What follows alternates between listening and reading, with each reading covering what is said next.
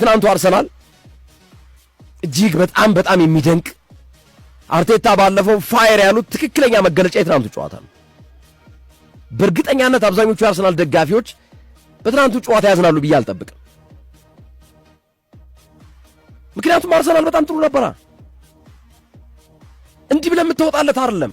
ተጫዋቾቹ በሙሉ ያላቸውን ሰጥተዋል።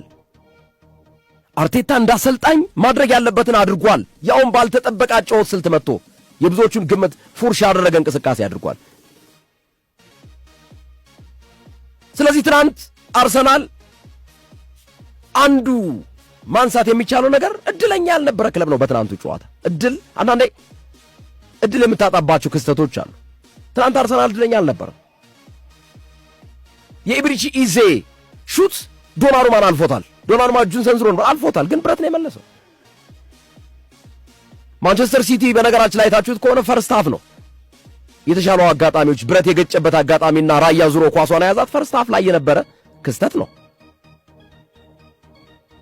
ሰከንድ ሃፍ ላይ ግን የአርሰናል በጣም ይበልጣል። ሙከራዎቹ ለጎል የቀረቡ በጣም ቅርብ ነበሩ። ብረት ዶናሩማ